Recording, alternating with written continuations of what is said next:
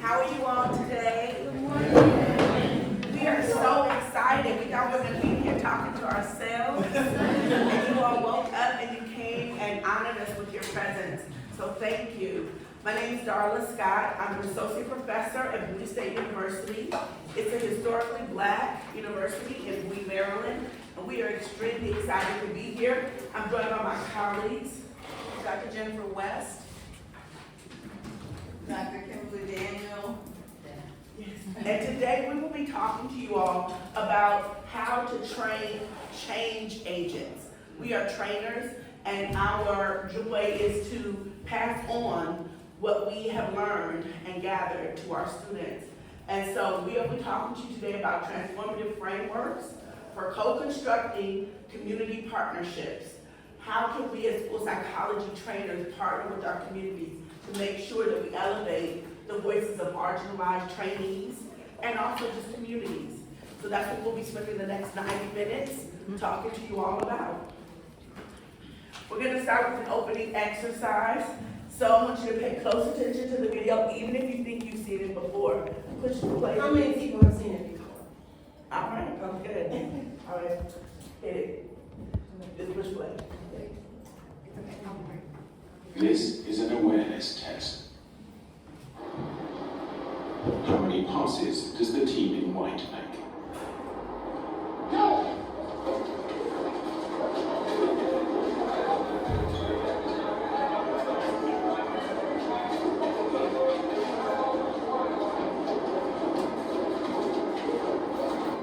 13. The answer is 13.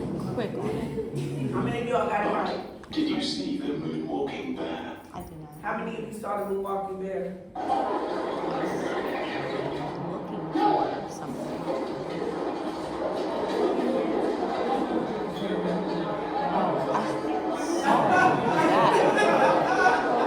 I wouldn't consider that a bear, but I was waiting for someone to leave and come back. It's easy to miss something you're not looking for. Now, this is an ad for cyclists. But I want to talk to you all about your role in school psychology. So how is this video similar to, or what alignments can you make between what you do in school psychology or what we do in school psychology and what happened in this video? In terms of missing something big that was there. Any thoughts on that? I would say like, maybe in a general way, I think about like the reval process. It's like you've been sped for like, how many years, so like the IEP say this, you've been treating this, so you reevaluate for like the disability that's present, but I've had some students who've been in the high school space, we got an outside evaluation, and it all tracks, like, autism. Oh, you came in with other health impairment, and we was like, something other is happening, but we weren't doing the process to check for autism, so it's like, okay, now you get to be serviced differently. So you're focusing on one thing and you miss some other things, yes? When you're working with somebody and you think that they have these things, you see that they have these labels, and then you could be missing some completely different factor that could be impacting the behaviors that you're seeing because you were looking at somewhere else because of the label somebody gave you.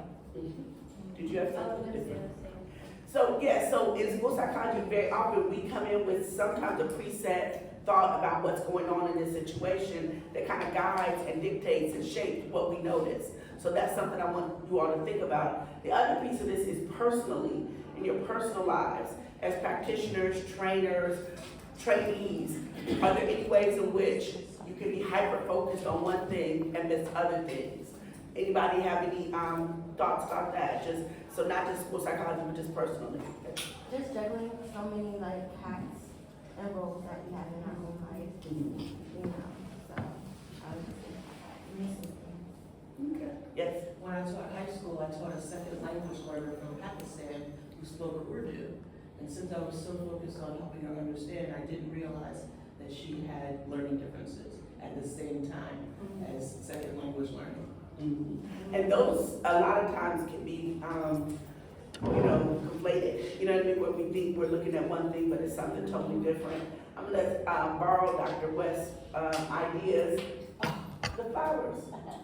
So on our way here this morning, we noticed beautiful purple flowers and all the trees coming along as we move from the gate where the statue is here. And yesterday, because we were so frantically looking for the buildings and trying to figure out where we were, we didn't notice it. And I was like, those flowers are beautiful. Did you see them? There's so many of them. And she was just having a moment of appreciation. And I was like, I didn't even notice that there were flowers on those trees, you know. And so that just reminded us of how when you're hyper-focused on something, you miss other things. And so that's one thing that we want to start off with in this workshop, and just thinking about that. So it's almost, I was having a spiritual moment walking up because there were purple flowers lining and we just didn't even see it yesterday. Which brings me to how when we saw the video, what came to my mind is that we often can't see the forest for the trees. Right? The dancing bear is going through and we're focusing on looking at what the direction said to do, what our profession says we should do. And there's other stuff going on that just goes by us.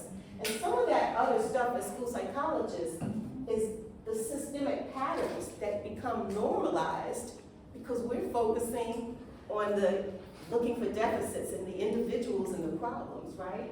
And in the United States, some of those systemic patterns are things such as African American students have been at the bottom of achievement gaps for over 60 years. That's 6 decades. That's unacceptable. But we kind of just make that normalized and keep on doing what we're doing. Another thing, English language learners are often over-identified for special education in many districts, especially where staff lack the training in bilingual development. LGBTQ plus students are 3 times more likely to be suspended. Are we aware of that? Are we helping to deal with those issues?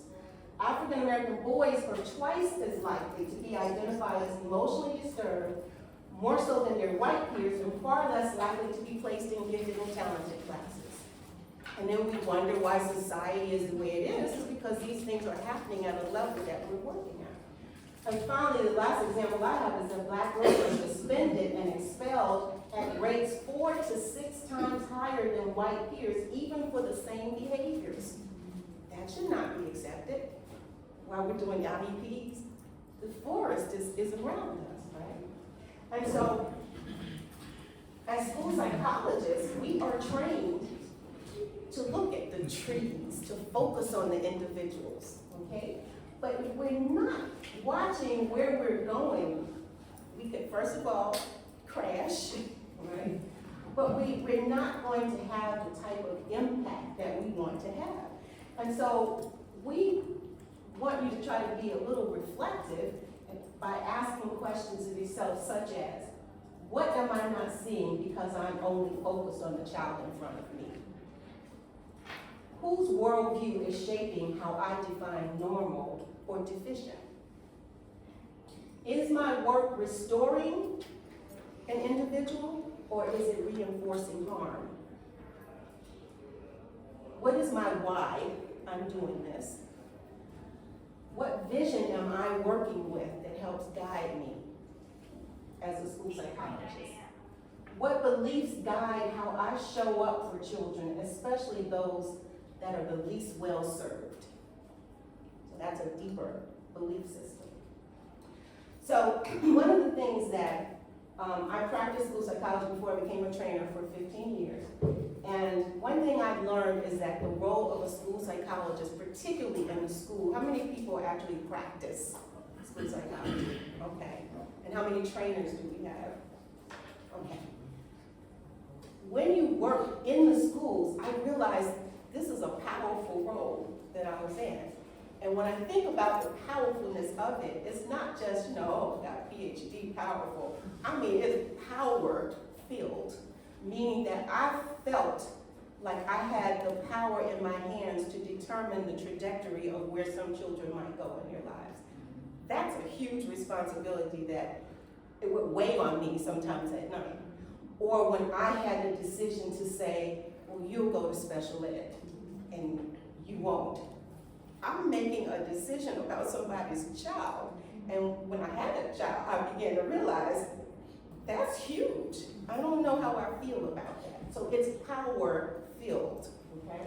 And so we have to think about our field as our school psychology as being a bridge. How do we use it to be a bridge to equity, healing, and opportunity? And so I have an assignment in my class that our students are well aware of that focuses on helping them to begin to think deeply about these kinds of issues before they get into the field, so that they'll have a guide going down that road that comes from within. And so we want them through this assignment to be driven by a vision versus maintaining compliance for a system that may not serve everyone well. It's a decision that you have to make, and we want them to be intentional about that. So this assignment is, we call it vision, mission, belief statement. And in this assignment, students are supposed to reflect on their core values, beliefs, and goals, and how they want to apply it to the field. And we want them again to use it as a blueprint. But we begin that by trying to talk about the philosophical and theoretical orientations that guide you. So we get deep. And they hear us talk about, we want you to go deeper, right? And so I start, you can go to the next slide, in class by talking about, or getting them to discern their worldview. We start talking in class about issues that will help focus us on, who are we, what do we believe about children, what do we believe about education, and those types of things. And knowing that that will affect their professional purpose and their approach. And so we start by talking about, well, we're all in this field called psychology, what really is that? Do we stop to really think about that? Because school psychology is a branch of this larger term. And a lot of times people get into this psychology just because this is what the book said it is. I mean, I just finished undergraduate and I need to do something, right? And so let me get in psychology, and the book says it's this, and that sounds good. But we're in a situation where our kids need more than that. We have a lot of issues, and because of this power-filled role, we really need to kind of know what is psychology all about, all right? And so we get into the book, I think it's 21st Century School Psychology. It's a very common book to start Introduction to School Psychology with. And that book begins to look at the history of psychology and the impact that various cultures have had on that history. And so we go through the book, just like everybody else, and talk about that. And there are influences from these various areas, but the main focus that the book really gets into is that, psychology comes from ancient Greece, right? And it does. But there's something that the book left out, because of my training, I realized that, and so I add that in, because it's not just ancient Greece, it's also Kemet, or what was called ancient Egypt. And we talk about that because many of the Greeks that we hear about, Plato, Aristotle, Pythagoras, studied in the Egyptian mystery schools, and they learned a lot of knowledge about what knowledge is, and they brought that back. And so what we try to do is to take concepts that came from these Kemet and ancient Greece ideals, and we try to get into what is this field then about? What is education? How did they look at that? And so we take that next step of going into looking at the etymology of the word psychology. We break it down into psyche and logos. That's what those two cultures talk about. Psyche meaning spirit, soul, and breath. Logos is the study of, or the research of. So if we put these together, what is psychology? The study of the spirit, soul, and breath. Yeah. And when we talk about that in class, I always get the same reaction. It's like, what? That is not what I thought I was getting into. And so if we think about this as psychology, then what is school psychology? You can think about that yourself. But that's pretty sobering if you think about it, right? Okay. So finally we get into talking about what education may mean in terms of how psychology or school psychology relates to what it is we're supposed to be doing in the school. And so again, getting into the etymology of words and its philosophical foundation, the word edukere, and I'm hoping I'm pronouncing it right, I looked up edusere, are the foundation of education, our English word education. And educere is Latin, it means to bring up and to nourish, right? Educere is more talking about drawing out that which is within and helping it to manifest. So if we think about education in this way, this quote from, go ahead, 1 second, from What happened is you touching it and it did that. this quote by Mahatma Gandhi, when he said, by education I mean an all-around drawing out of the best in child and man's body, mind, and spirit. And so he spoke directly to what education is supposed to do, right? Okay. And so if we hold on to this philosophical idea of education is about drawing things out, then we see children coming with capacity, children coming with things that we nurture. Differences are looked at as resources, not something to be afraid of that we need to change and stop because it doesn't fit into a systemic way of looking at it. And learning is relational and reciprocal. I learn from you as much as you learn from me, and then we build something bigger. There's also the concept that another philosophical way of looking at education and children is that they come as empty vessels. I remember learning this one, is that our job is to fill them, right? They must be controlled and fixed when they don't fit. Differences become a problem when you kind of look at it this way. And good students reflect the dominant norm. Again, thinking about what is our role in this thing called education, school psychology. Okay. And so I don't teach what I didn't learn. And this is Dr. Edwin Nichols. I think he's about 102 now. He's still alive in Washington, D.C. And during my freshman year at Howard University, for some reason, the person who was supposed to teach us child psychopathology was not there. And he came in to fill in. I guess they asked for a special person to come in.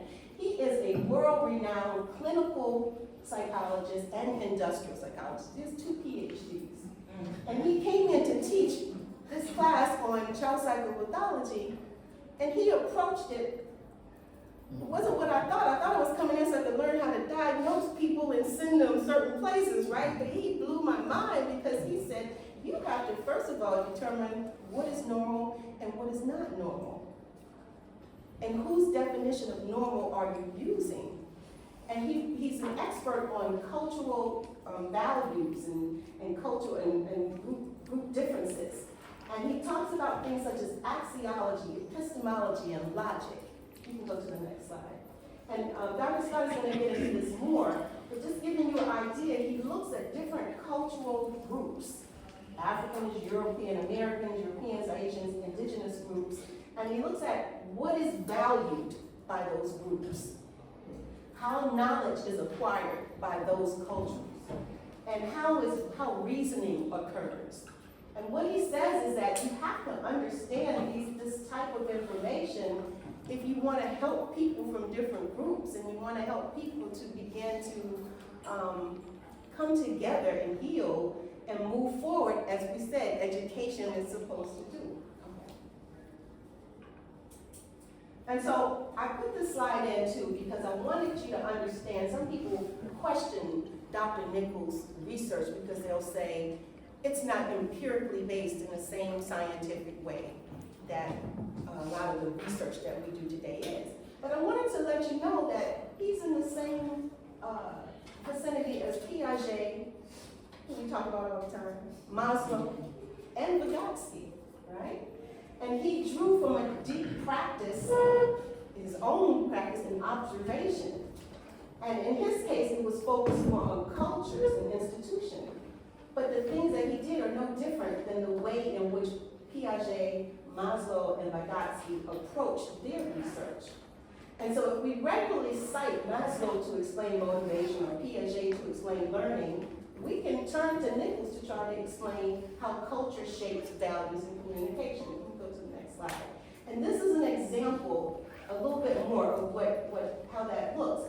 Jean Piaget focused on cognitive development, but he based his work on his own children. That's not a big population, right?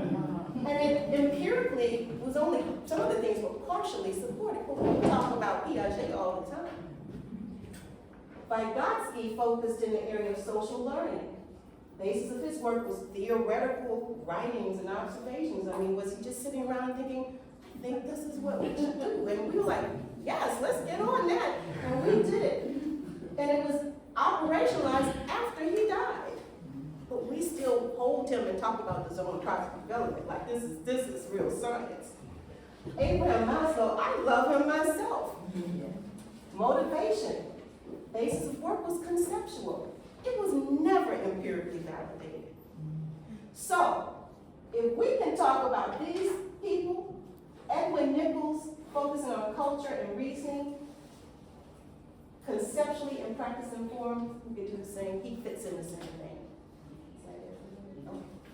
And so, one of the things that I wanted to spend a few moments with you all looking at or thinking about is this idea of a worldview. And these may not be new concepts, so I'm not going to spend too much time on them, but I just want to frame what we mean when we say theoretical framework. People use that word framework so often, but we are really talking about worldview when we're thinking about this. And so when you think about cosmology, how or what is the structure of reality, right? You look at more Afrocentric or African worldviews, the answer to that question is that there's interdependence, collectivism, and oneness between humans and nature, right? We're all a part of a whole, versus more separateness, independence, where there's a kind of a human over nature kind of stance in a more European or Eurocentric worldview. When you look at ontology, it's the nature of reality. So what is real? How do we know that something is real? Does it have to be physical, observable, or could it be spiritual? Could it be invisible, for example? Epistemology, Dr. West touched on that, but how do we know what is real? What evidence do we need to verify that something is true, that something is valid, that something is reliable? So that's another question that kind of fits within this worldview framework. And then the final one is axiology in terms of value system. What's right? What are we allowed to do to people? What should we do to people? And why? You know, what are our whys with that? And so really thinking about how we either treat others as we would want to be treated, right? In terms of that person-to-person connection, or we objectify. You know, we treat others as some people that we can kind of manipulate and mold into what we want them to be. What is our stance? We are not here to say this worldview is perfect and right and this one is not. Every thought, every human has virtues and vices, strong, areas and weaknesses and growth targets. But we are here to say there are other available frameworks for understanding our problems of practice. And if we are stuck seeing things in our own framework, we're going to miss opportunities to find new solutions that may fit better with the particular problem we're addressing. Does that make sense? Yes. So we're not saying that your water is wrong, right? Because if you're a fish, you're going to particular water, that's all you know. That's all you've experienced, and that's fine.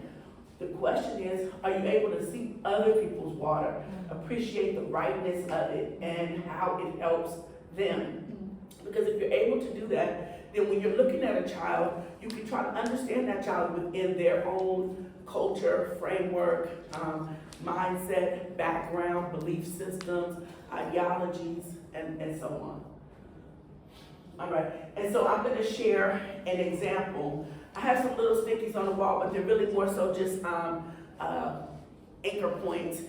In the back, would you read that one for me, please? African. Would you read this one here?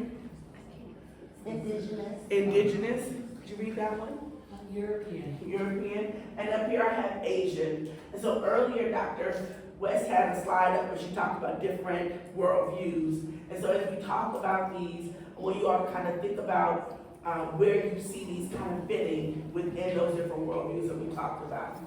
So this model is a triple quandary model. My mentor at Howard University, A.W. Boykin, who has recently made this transition earlier this year, he's passed away. He talked about 3 experiential realms that African American, or at that time we called them Afro-American children have to navigate this world that we live in.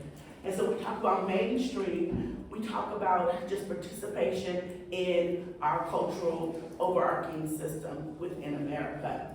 When he talks about minority, he talks about some of the marginalized experiences, the lower resource areas, and experiences of racism, prejudice that people may experience as a minoritized person in an American context.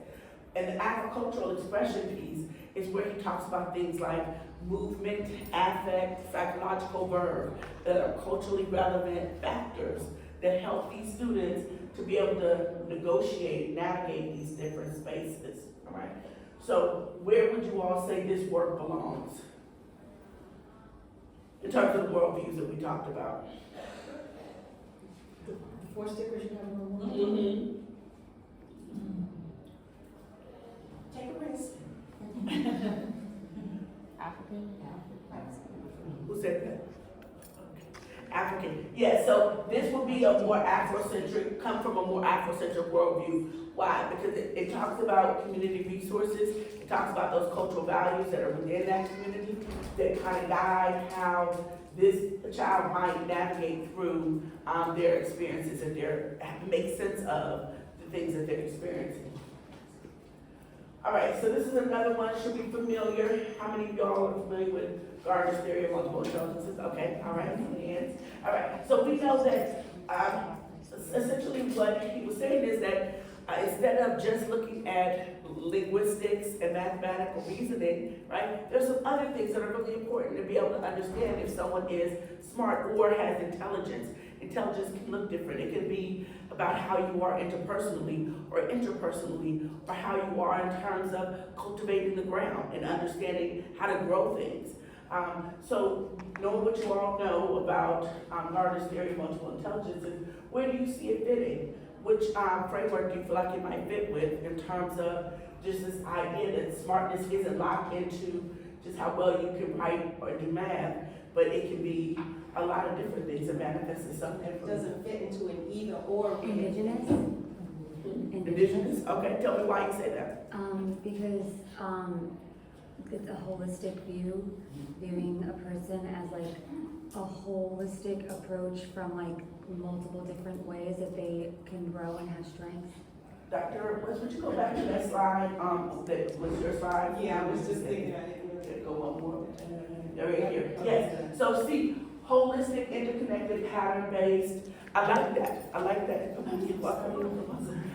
love it there. I love it there. Anybody have a different idea or a different thought?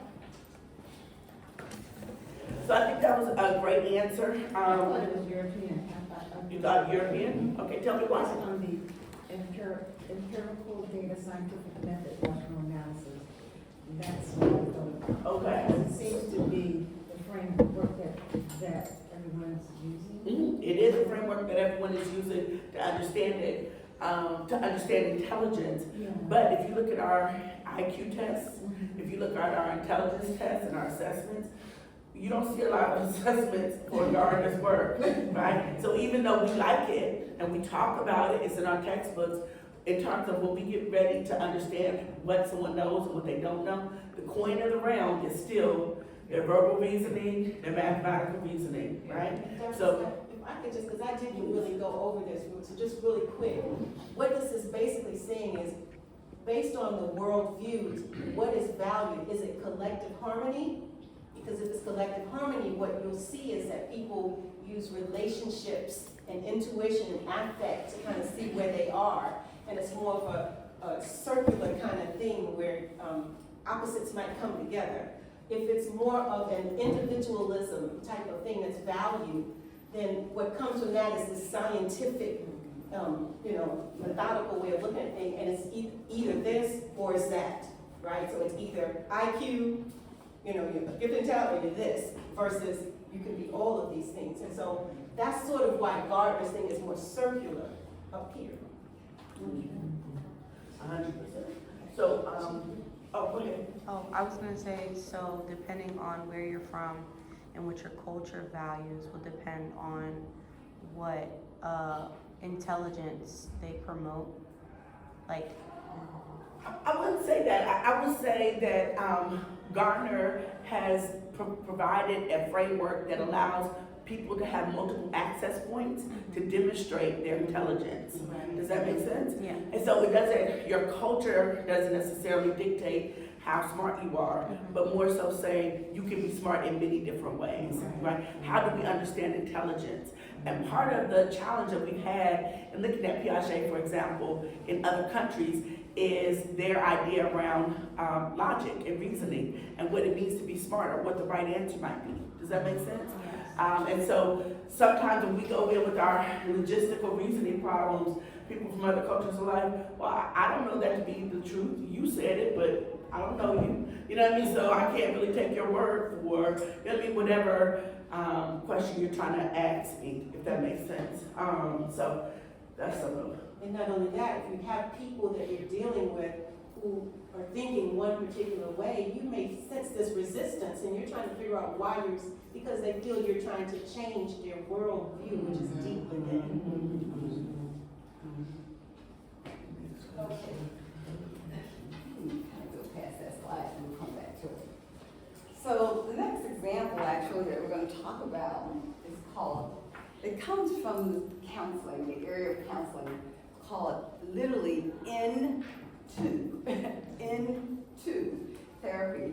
We are a part of the Department of Counseling and Psychological Studies at Bowie State, and I had the privilege of actually meeting one of the authors or the founders of Into Therapy, and this is W. Henry Gregory. And I thought about counseling, but of course, and that's, can be part of our role, but also as school psychologists, how that can be helpful. So, Into Therapy, I'm going to answer that question at the bottom already. It's an alignment with African values, African worldview, okay? It's a pluralistic approach. So Into means sort of inside, within the energy. We all have energy inside us, okay? And it moves from place to place. And the whole idea around Into Therapy is to direct that energy in a positive way. So the authors or the founders are Dr. Frederick E. Phillips, okay, who's not with us anymore. He passed away in 2018. And Dr. Gregory, who's still around, and I just love listening to him, and I just connected, after I heard him about Into Therapy. So I want to talk a little bit briefly about the therapy, but then I want to think about it as school psychologists, how can that help? Okay, so it looks at an eclectic, just keep there, an eclectic, thank you, just perspective, okay? Pluralistic perspective, African-centered. Listen to the language, spiritually based, okay? It does incorporate some Western techniques and strategies, but it focuses on 3 key things in terms of looking at how we direct energy. So when you're working with the population, it looks at 3 general areas. What is it that we do to forward our energy towards strengths? How do we build strengths? How do we understand what our strengths are? How do we authenticate that? And how do we continue to build on our strengths? How do we understand our competencies? How do we build on those competencies? Okay, and continue to do that. And the same thing with being resilient. So those are 3 key structures in terms of how we do that. And then we do that through a culturally sensitive lens, culturally responsive lens. So when it comes to working with their clients, okay, what are the tools and strategies through a culturally sensitive approach we do to help build that, okay? And it uses a lot of the key principles related to, you know, the language of African-centered or African worldview. Now, what's key is that when counselors are working with their clients, they're using those approaches to help them. But the other thing that's key is that what are we doing, right, as therapists? Okay, so now we're going to transition to psychologists to look at and build our strengths, to make ourselves whole, to build our competencies, to build our resiliencies. So we're not just focusing maybe on the students with whom we work, if we're school psychologist practitioners, or if we're school psychologist trainers, okay? Or if we're administrators of school psychology or, you know, of diverse folks, okay? We need to look within ourselves and build ourselves. So I keep going back and forth because we're talking about beliefs that we have as clinicians, as psychologists, as trainers of psychology. While we're helping them, we have to build ourselves. So while we want to help take care of them, give them opportunities to learn and build on their strengths, build on their competencies. So we're not always talking about what's wrong, but what's strong. So you all heard that with, you know, Byron Flora, okay? And just put that in. Okay, our competencies. Yes, we have challenges. Okay, we all have challenges. Okay, but what do we do, okay, to direct that energy? And it's a lifetime process. They're learning skills to build themselves, okay? But in addition, it's a lifetime a process for us because we're always learning. When I was going through this again, I'm like, Kim, what are you learning? What are you doing? As you have more experiences, what does it do to build you up? How are you taking care of yourself? If I'm not taking care of myself, how do I take care of my students? If you're not taking care of yourself, how do you take care of, you know, the people with whom you work, okay? All right, so I'm gonna keep moving, but that's just an example of another type of framework of theoretical approach. Okay? So now we're gonna get into the workshop. Okay. So we're all gonna be looking at the 8-year Letitia example for the first part of this workshop. All right. So you all have stickies. If you don't have your own paper, and you need pens, let us know. If you need a pen, we're trying to dig out some pens. We'll piece this together once you get something to write with. And what you're going to do is you're going to write down how you would approach this situation. All right. How you would approach the situation. Now, if you are not a school psychologist, you can write down how you think a school psychologist should maybe approach the situation. All right, you all ready? What's your name? Mike. Peter Faustino. Peter. I've heard a lot about you. Reputation precedes. So, Peter, can you read that? I can, yeah. An 8-year-old child from the prioritized group is being targeted for racialized bullying in your school. Letitia has been called racial slurs and physically harmed by her classmates on different occasions. Example, called the N-word or had her hair cut. How would you address this issue? So on your own paper, if you could write down just your own thoughts, just using your regular lens of what you think could be done to address what's going on with Letitia. On your own sticky. That's the first assignment. What could be done to address what's going on with Letitia? What would you do? Or what do you think a school psychologist should do? What could be done to address what's going on with Letitia?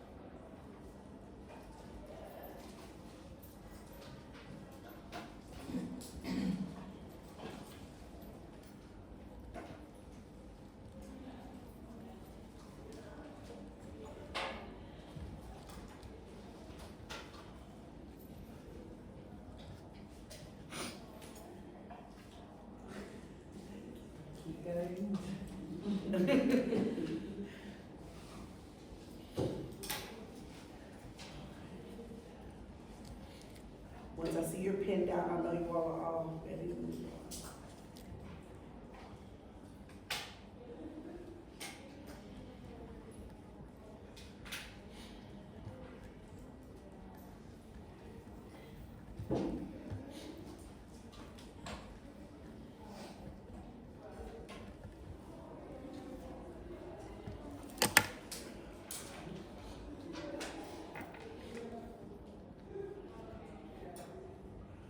Once you have your solution or your approach, I would like you to find someone who you do not know in this room as your partner. So this is gonna require you to get up, April.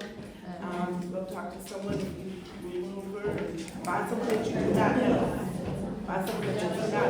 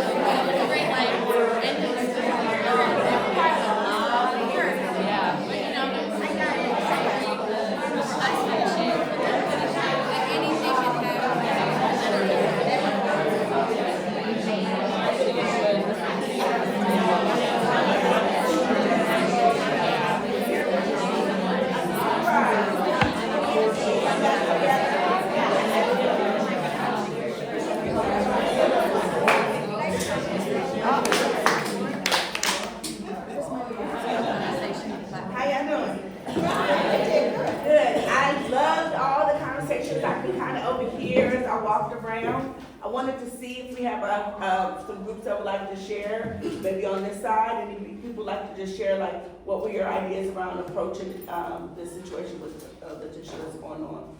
Okay. I'm looking at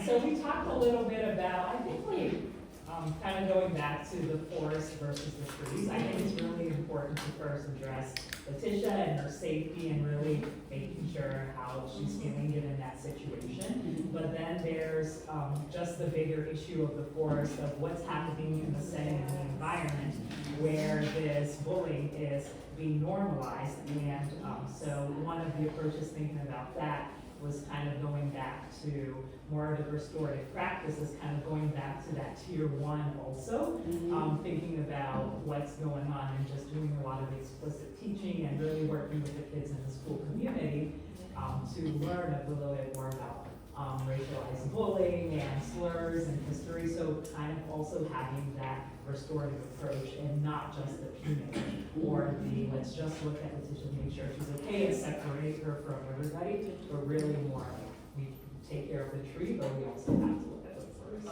first. Yeah, because there's a climate that breeds this kind of behavior, that normalizes it and makes people feel like it's okay to do these things. So we want to be thoughtful about how we address that in a way that doesn't just make the problem be about Letitia, like it's just her issue, right? So what else y'all want to share? Would you like to share? No, oh yeah. Yeah, we're partners. I can share for us, my new friend Desiree, took a class approach, about this to ask, yes, thank you.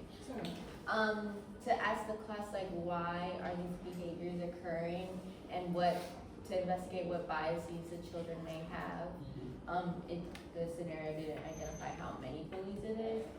So, not only that, but also to talk to the parents and the teachers and to get a better understanding of the teacher's background. So, this was more of the cause of why the bullying is happening, and then I did more so the effect. And I focused on Letitia's background and interviewing how she feels and identifying her resilience through these adversity experiences and how she identifies and how she like connects with her hair and trying to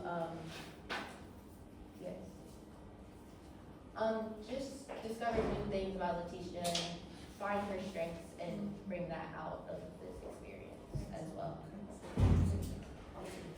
Yeah, sure. So, this Letitia up front has pretty much hit it on point, everything that we were thinking as well.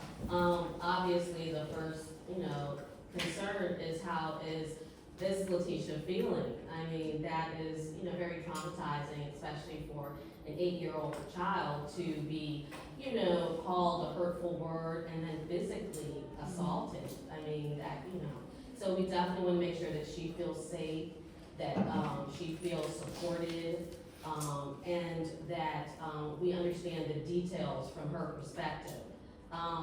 Then we want to examine and address the root cause of what is going on with these classmates. What is propelling this type of hate and this type of, is this something happening at home? Are they learning this N-word from their community and bringing it to school? What is, these kids are innocent to a degree, they are just doing what they have been taught.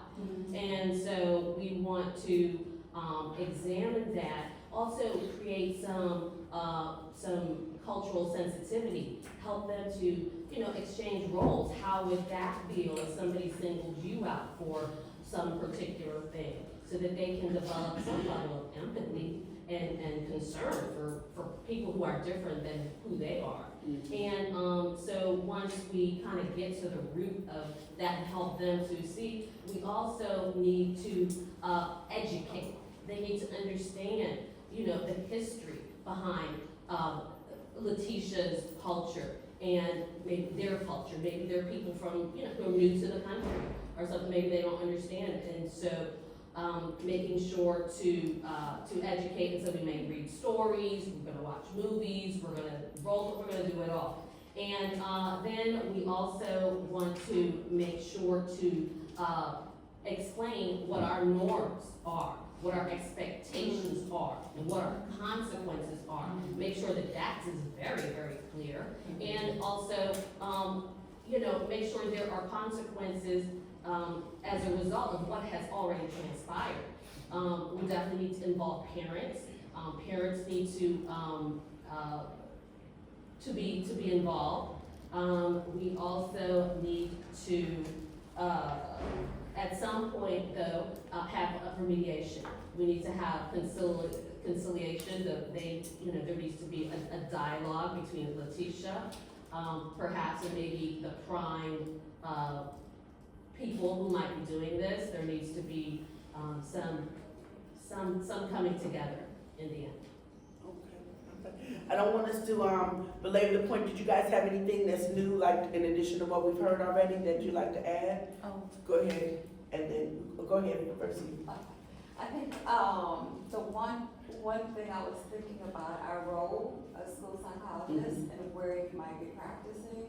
Some of the times we may not be directly dealing with the teacher, but the concerns come up.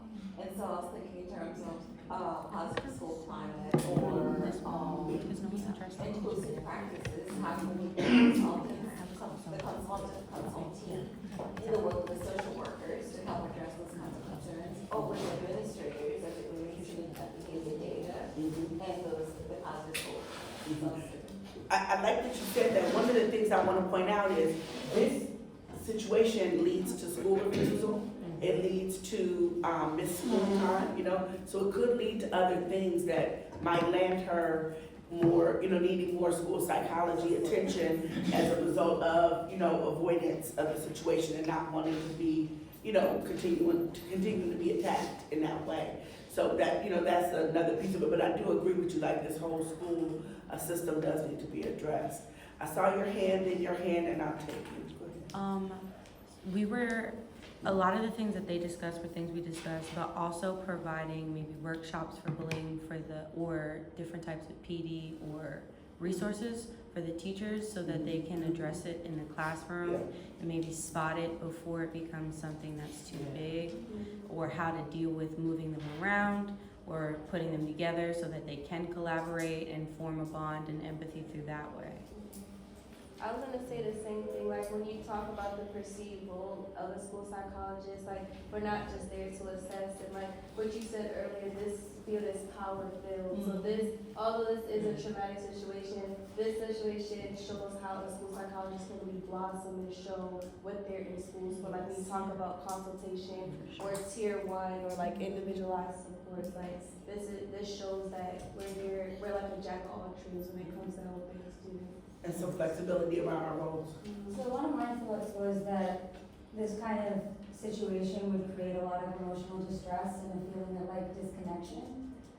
So I was thinking that she might benefit from some type of like mentor-mentee type of relationship or some kind of lunchbox where she can find somebody like to connect with that makes her feel safe and supported, that maybe has experienced something similar, at least can understand her, so that she has a reason to want to come to school and she has someone she can talk to. All right, so we're gonna come on this side. What did you guys have? Do you guys have anything different or you'd like to add? They're not explicitly different, but one of the things I wrote down, just like all the other things most people have said, I was like, I would like to talk to that student to find out, maybe just struggling, what might be their ideal justice in that space, and like maybe having some conversations to kind of frame around like maybe what could be potentially done. Because usually I would say in my school setting, if we're having something like this as an issue, that's probably gonna go to our dean. Don't quote me on the numbers. I think like Title 10. It's like it goes through another product.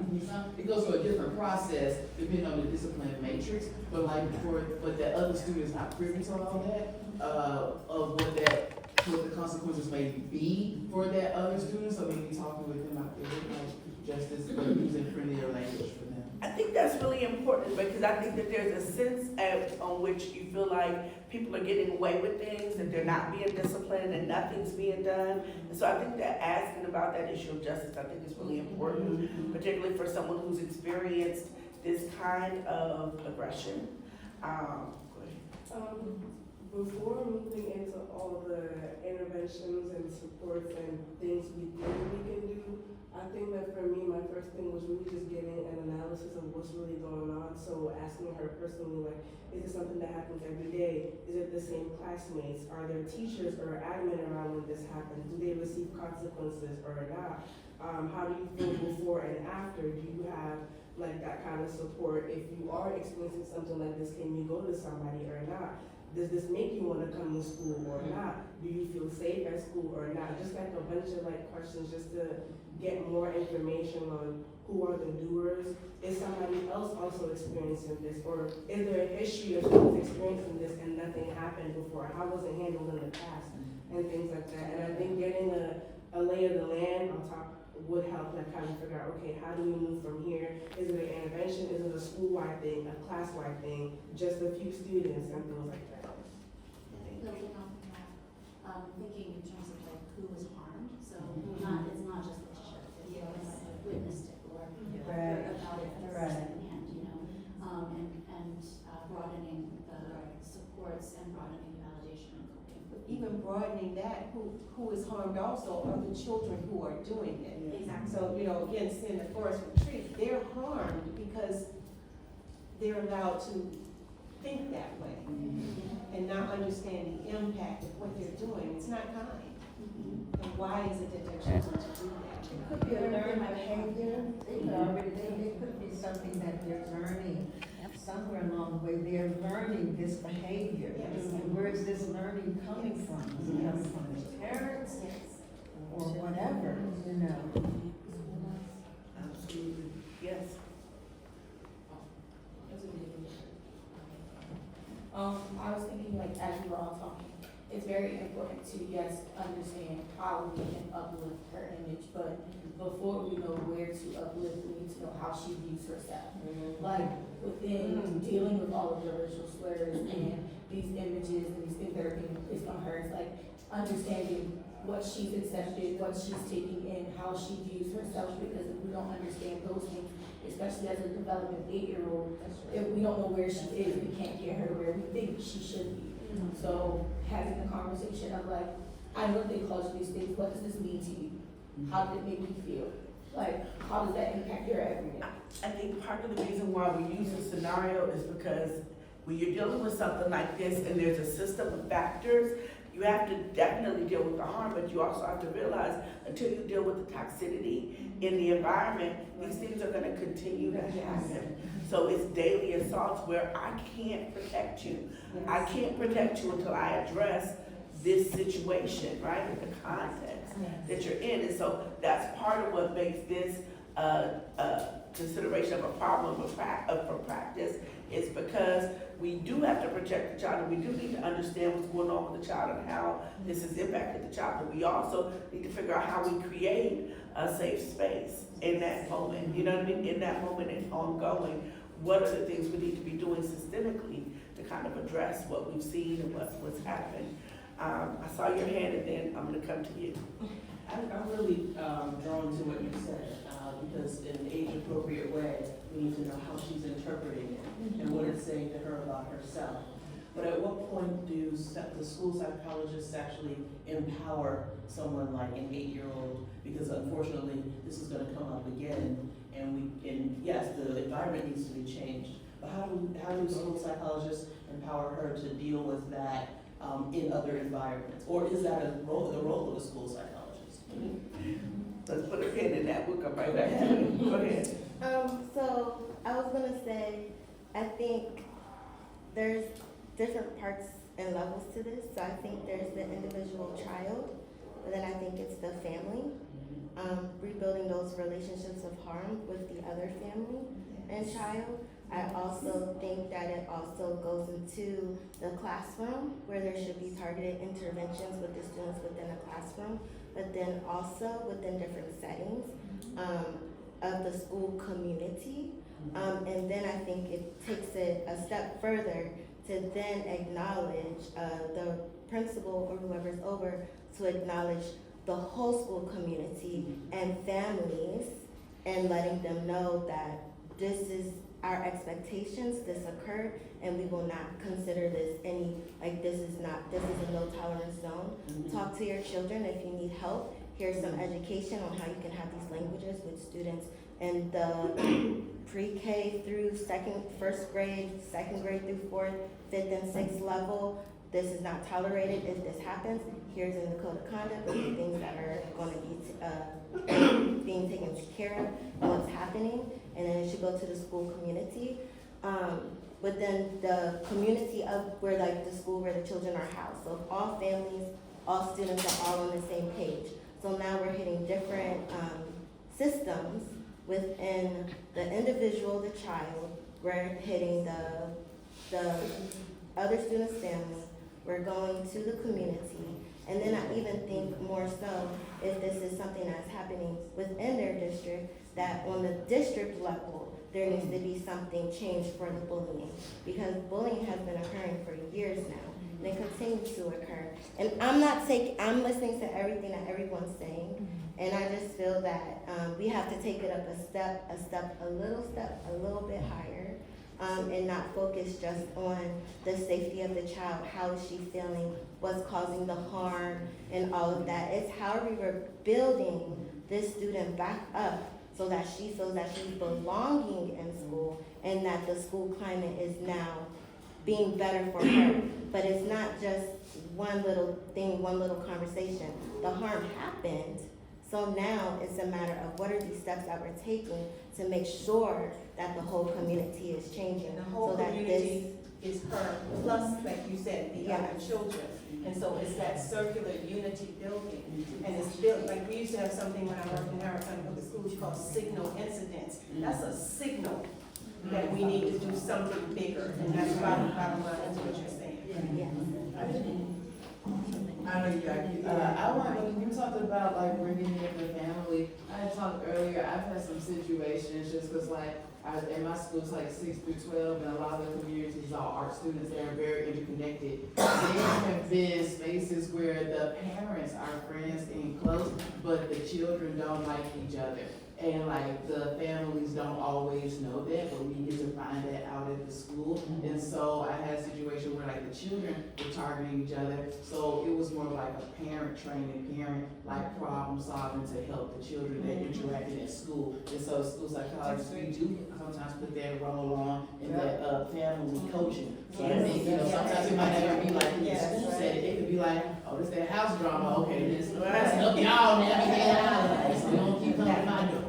Absolutely. Did you guys have anything that no one said before in the back? I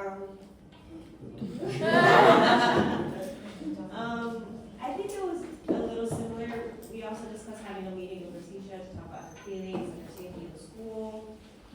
We talked about having a meeting with the admin to address the school climate and the hate that's going around the school and what would be done to discipline the other students or to even have a conversation with the other students. And then coming together with both parents and admin to come up with a type of solution to be able to, you know, make certain Leticia feels safe at school, to make sure that she wants to come back to school. And then you also brought up a great point by going over the code of conduct of the school, making sure that everything is like, you know, very clear, making sure issues are addressed.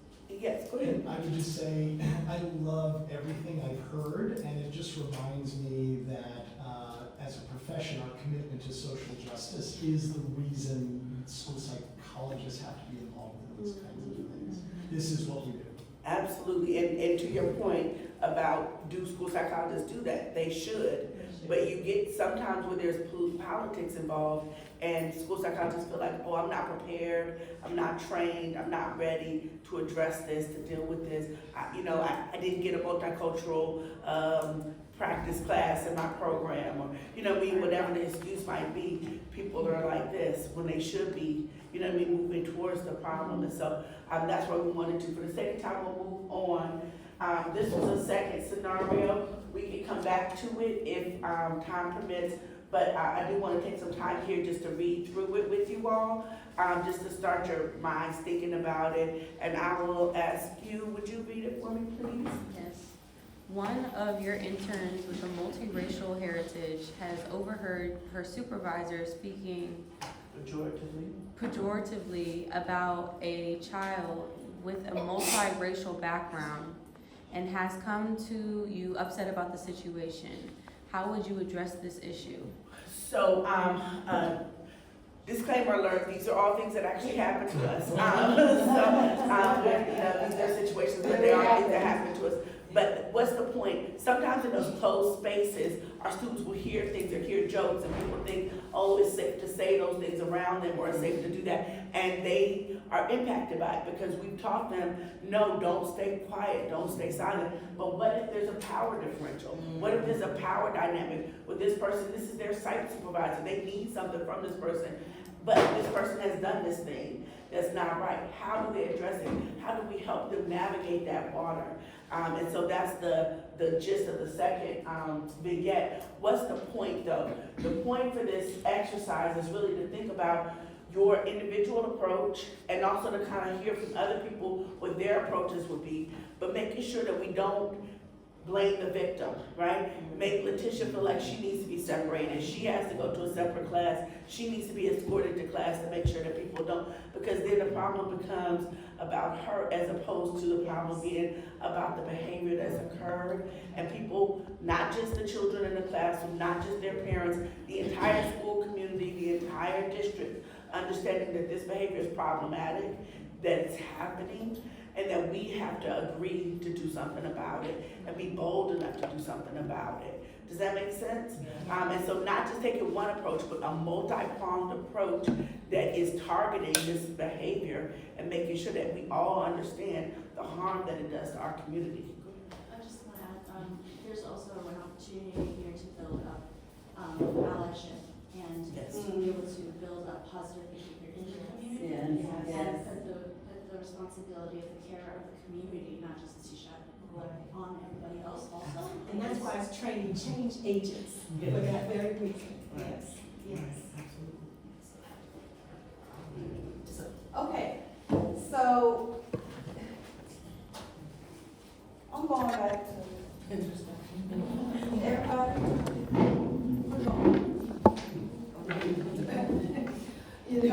So looking at what we're doing, okay, and so forth as change agents in whatever role or position you have as it relates to, school psychology and counseling and so forth. Self-introspection is self-reflection.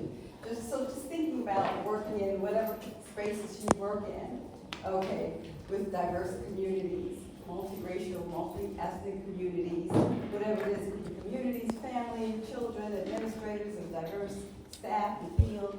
These are some questions, okay, that we have. You can really reflect actually on the scenarios that we had before. Thank you, Dr. Scott. I appreciate it. You made this up.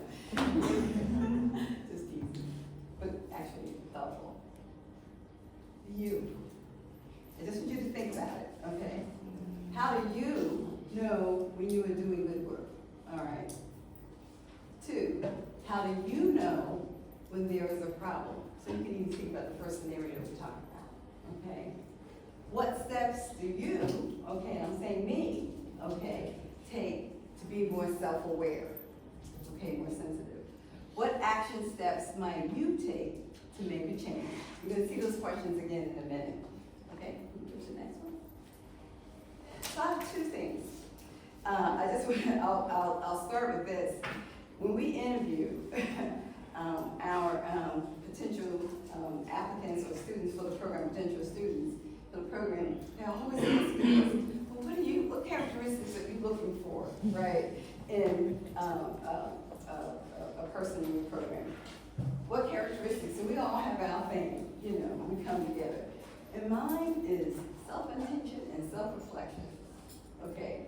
And so, these are the things that we need to do, and we constantly need to do, and I need to do this on a regular basis, still doing it. I am such and such age, still being in this field for 36 years, still need to do it. So what do? In terms of introspection. The self-introspection is just looking at how you examine your ideas, your beliefs, your knowledge. We talk about vision and mission, understanding frameworks. What is your understanding? Very simple, okay? What are your biases? What are your feelings? You've heard this before. You could do this slide. You can talk about this, okay? But I always say, don't say it, Dr. West. Repetition is good, right? She was in our first cohort, now we have 22. Okay? But when I say repetition, I've gotten better. For repetition, but you know I have to get it in there, okay? Because every time you have an experience, maybe when you repeat, you know, a phrase or an activity, you think about it differently because that experience impacts it.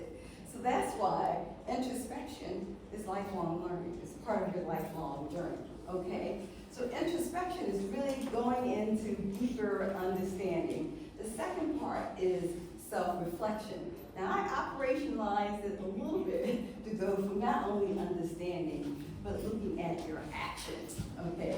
And looking at what kinds of changes you're going to make. So we have a lot of our current student candidates in here today, and a lot of colleagues in here today. We still are about, and should be about, introspection and reflection, and we have to be what? Intentional about it.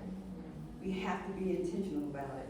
And every once in a while, even as I'm talking now, looking around the room, guess what? Kim Daniel still has some work to do, okay? So I'm not pointing my finger out there to you all right now. I'm pointing my thumb back at me. Okay, so here are the questions. This is your own thing. Take a piece of paper. We're not gonna have think, pair, share in this kind of situation. This is your personal stuff. We're gonna try to do, can I do a minute? Okay. Okay. You got 2 minutes, okay. We're gonna take one of the questions. Just one of the questions. All right.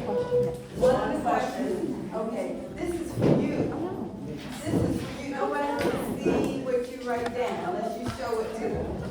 So, okay, how do you know when you are doing, so the context, of a culturally diverse community in which you may be working. So you can think of an example, or you can use an example that we have, or an example in your space and where you work. So my space initially was as a school psychologist for 16 years, and then my space is a school psychology trainer, and I have both of my own.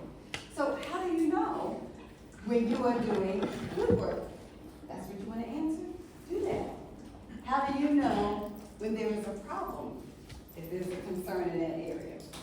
What steps do you take to be self-aware, okay? And then what action steps might you take to make a change? So you can just take one of those questions and write down. Okay, 1 minute. Okay, 1 minute. I was gonna briefly answer. I might just.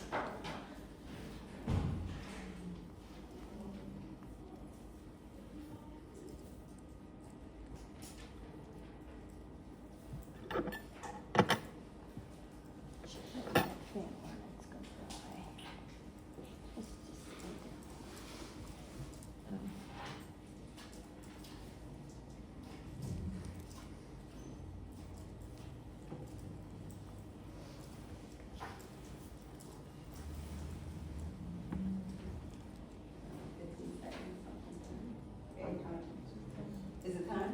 Oh.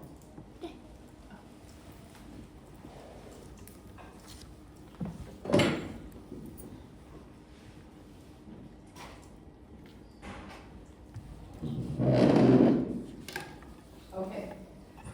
All right, so finish writing what you're writing. Time's up. Take 5 seconds and just look at what you wrote.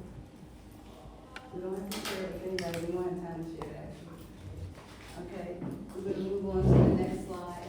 I just picked one question and that was 4, and it was about action steps. And I didn't actually list action steps because I can't share what those action steps are. I can just have questions. I'm gonna read these questions. You've seen these questions. There's nothing new, but perhaps as you're reflecting on it, and reflecting on you and the space in which you work, to be a researcher, right? To be a writer in the field, to be obviously a practicing school psychologist, right? Trainer in school psychology. So here are just some questions, and guess what? We're repeating a couple of questions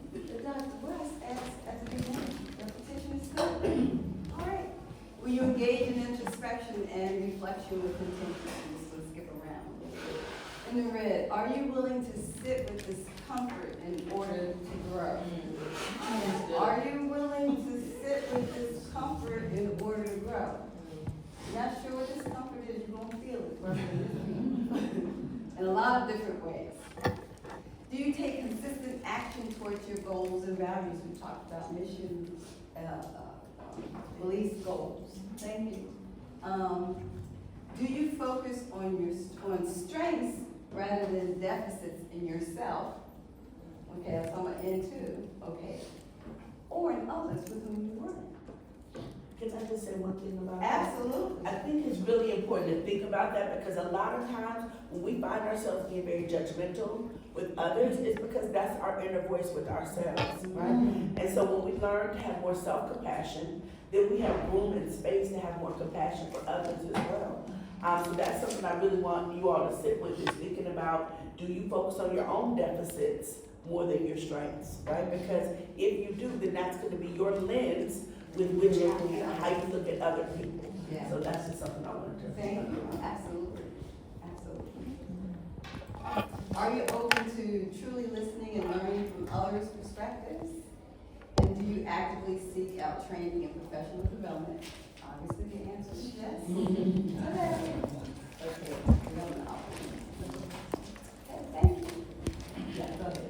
Okay, so with that last one, actively seeking out training, I was sharing with my colleagues that I went to a particular conference, I won't name names, and at that conference, I was sitting in a room of folks in America who look like school psychologists. So what that means is, it was about 70% white, female, right? And there was a wonderful workshop on equity and inclusion and socially relevant responsive practices. And at the end, the trainer said, how many of you all have a course on culturally responsive practice? And almost everybody raised their hand.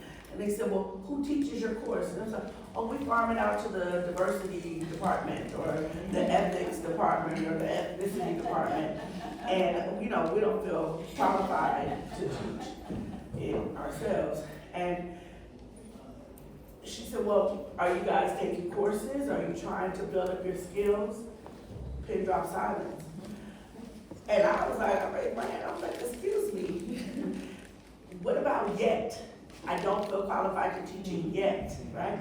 But if we never get to the point where we're willing to put ourselves in that position to learn and grow and expand what we know, then how will we ever be able to really integrate the training that we're offering, okay? So that was just a thought, just based on what the last thing that Dr. Daniel said. Dr. Daniel skipped over this a little bit, but I'm gonna do something really quickly. If you were in cohort 1, we've had 21 cohorts, please raise your hand at Benny State University.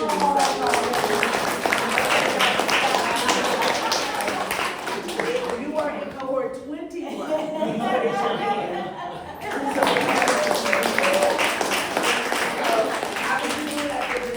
For the awesome work that Dr. Daniel has done.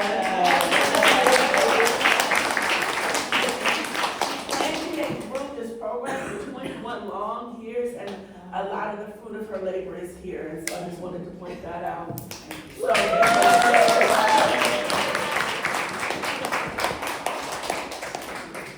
So we wanted to leave you with just 2 questions we're going to reflect on briefly. One is, how are your solutions constrained by your worldview or your framework? And the second is, can alternative frameworks offer new solutions for problems of practice? Today we've been talking about different worldviews, different frameworks. Can you see how your worldview has shaped the solutions that you come out with, that you use in your practice? That's the first question. The second one is, how can alternative frameworks address your problems or give new solutions for your problems of practice? So at this time, I wanted to talk to you all about some of the problems of practice that you might have in your specific community, in your country. Anybody want to share? I can share one from our country. I can share one from our country, but I just want to take time right now to just ask, does anybody have a problem with practice that they would like to share or that kind of thing, just to discuss what are some typical approaches to it, how it's being addressed in your country. So give a moment to think. Somebody want to say something? Yeah, so in the UK, we have the same demographic. We are a profession that people who majority look like me, and very conscious that we're not representing the communities that we serve. So I'm a trainer, and I think a lot of my responsibility is to find ways to open the door to change, to create that cultural change, to work with younger generations to say psychology is a pathway to go into schools and at earlier ages, and then at the psychology first degree level to help people understand. For us, it's educational psychology, rather than school psychology, what that could look like for people, but we're working with a bigger ecology, at the same time. I think what really resonated for me at the start is all the same patterns of structural discrimination and injustice are the same in the UK, maybe slightly different figures or emphases, but your comments about 6 decades without change. Yeah. So I think it's a real responsibility for those of us who have that responsibility to be looking for the disconfirmation, to say, well, we've tried and we've thought about these things, but we haven't made enough difference to how our profession looks. So I think that it's a big challenge. It is, and because of the political nature, I think, of what we do, it's sometimes hard to address those systemic factors that are the root of why we continue to see the patterns that we do. So I think that's something. Also, once you see the dancing bear, you can never not see it. So even though it's still going on, it will not let you rest. You know what I'm saying? I hear people say things now, and somebody said to me recently, well, a candidate could claim discrimination at interview, but educational psychologists won't be those people who discriminate. I don't have that confidence, I'm not in that space at all. So even though, like you said, it is the same, you're not going to feel good until you continue to let something happen. For example, that situation that we didn't get to, the second one, was a student of ours who was in a situation where she heard something, but because she saw the dancing bear at Boise State University, when she was out there, she could not do that. And so it's like, it doesn't have to just rest with us to do it. We will make sure that somebody does something. Does that make sense? It's personal responsibility. And that's it. And that's it. What we really want to do is really fulfill that sense of burden to act. Because it's our job to be changing. I think just, I'm in the US, we're in New York, in the US, there's a whole thing going on, and it really varies state by state what you're allowed to do or not. But when thinking about solutions and kind of going back to that, the self-reflection questions that you posed, like how do we know, that was self-reflection, but I also thought as a field, how do we know we're doing good work? Right. The first thing that came to mind was like, I feel like we know we're doing good work if we're rocking the boat a little bit.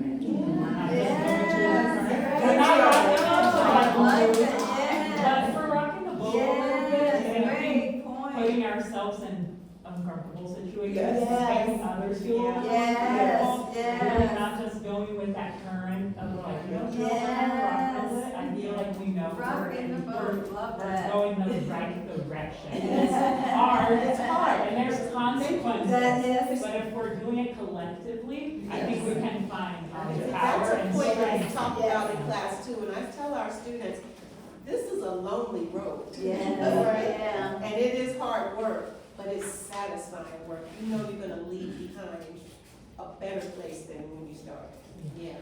I said you want to sleep at night. Yes. Restless at night. Yes. But I remember used to say, you gotta be able to sleep at night. Yeah. What's going on? Yeah.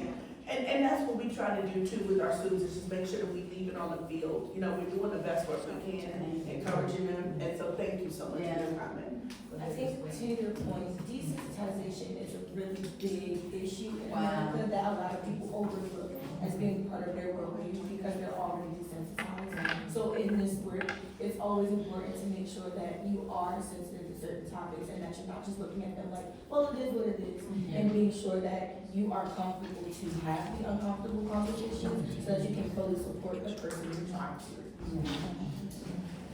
Thanks, guys. So what we wanted to end with is, you know, if there are any lingering questions, a final thought is really just carrying with you, hopefully from this workshop, the frameworks we talked about, but then also cultural humility. Just because someone looks like you doesn't mean that they are like you, and vice versa. And so just be willing to get to know people as individuals and understand their context and try to make you better. You know what I mean? To improve on it is what we hope that you leave this session with. We really appreciate you all coming and your time. And just don't normalize these things that are happening around us.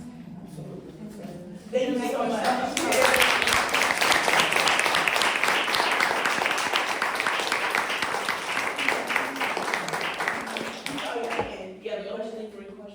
Exercise can school psychologists as well as pre-service school psychologists do to regularly address their personal biases, especially the ones underneath the surface? In my opinion, the questions that Dr. Daniel put up about how you know you're doing good work, how do you know when there's a problem, the part of the thought under that question is sometimes we see kids as the problem or other people in our work as the problem. And so what is our problem sensitivity? What are our hallmarks for when there's an issue? Because we need to question them. Sometimes what we interpret as a problem is not really a problem, and maybe sometimes it is. But until we question ourselves on our own sensibilities and our own biases, we won't know. So I would say those self-reflection questions, kind of going through them, but not just going through them alone, having those trusted people who will tell you the truth, right? We all have our fan club, right? Our amen corner, the people who, they're like, yeah, you're right, girl, yeah, that's not what you said, right? But you want to go to people who are going to be honest with you. And I say this to my students all the time. You're not doing each other favors with happy talk, right? You're not doing each other favors. Just say, oh, you're great. Oh, it's okay, you know, your work is a little bit late, it's a little bit whatever. You're not doing favors because the world isn't going to give them that same path. You want them to be excellent, tell them the truth. You can say it nicely, you can say it with a smile.